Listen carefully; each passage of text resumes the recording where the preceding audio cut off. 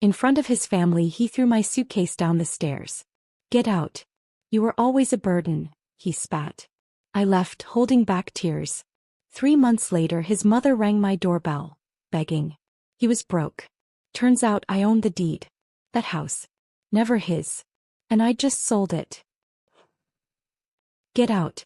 You were always a burden," Nathaniel spat, his words cutting through me like shards of glass. I watched in horror as my suitcase tumbled down the wooden staircase, clothes spilling across the foyer like scattered memories. His mother Ava stood behind him, arms crossed, a satisfied smirk playing at the corners of her thin lips. The rest of his family, gathered for their weekly Sunday brunch, simply watched in silence as if my humiliation was just another course in their meal. But I'm getting ahead of myself. That devastating moment came later. My story begins with another kind of loss. Before I share how my life changed forever that Sunday morning, I want to thank you for joining me today. If you enjoy stories about finding strength when others underestimate you, consider subscribing. It's free and connects you with others who understand that sometimes the quietest revenge is the most satisfying. Now let me show you how I turned being thrown out of a house into the most empowering moment of my life. 3 months earlier, I stood in my childhood home, surrounded by cardboard boxes and the lingering scent of my mother's favorite lavender candles. The silence was deafening.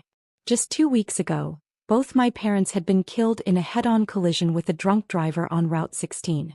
Now I was alone, sorting through their belongings, each item a painful reminder of what I'd lost. I picked up the framed photo from their wedding day. My father looking dapper in his rented tux, my mother radiant in her simple white dress. They weren't wealthy people. Dad worked 40 years at the local factory and Mom cleaned houses for families across town. They'd saved every penny to put me through nursing school, proud that I'd be the first in our family with a college degree. "Violet." I brought some more boxes from the garage. Nathaniel's voice pulled me from my thoughts. He'd been my rock these past 2 weeks, handling funeral arrangements, dealing with insurance companies, bringing me food when I forgot to eat. "Thanks," I managed, wiping tears with the back of my hand. I didn't realize they had so much stuff. Nathaniel wrapped his arms around me from behind, his chin resting on my shoulder. "You don't have to do this all at once, you know.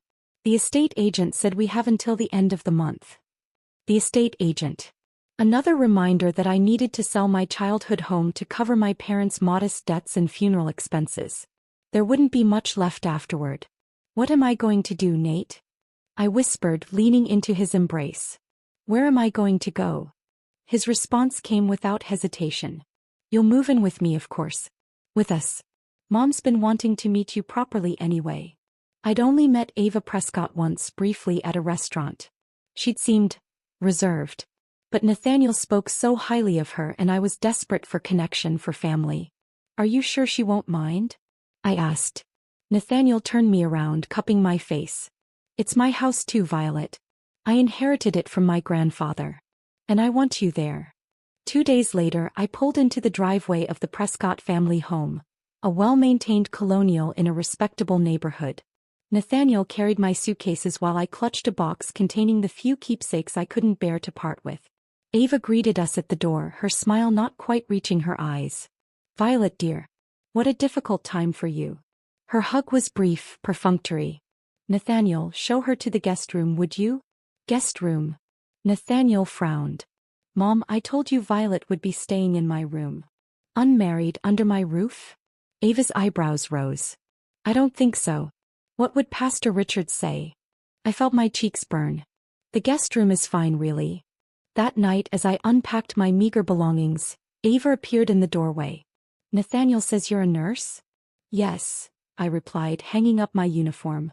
"I work at Mercy General." She glanced around the room. "Well, I suppose that's better than nothing." Though I always hoped Nathaniel would find someone who could stay home like I did. "Family should come first, don't you think?" Before I could respond, she added, "Breakfast is at 7 sharp. I don't keep food out all day." The first few weeks in the Prescott home were a blur of grief and adjustment. Nathaniel left for work early. He managed commercial properties for a local real estate developer, and returned late. I worked 12-hour shifts at the hospital, trying to lose myself in caring for others when I could barely care for myself.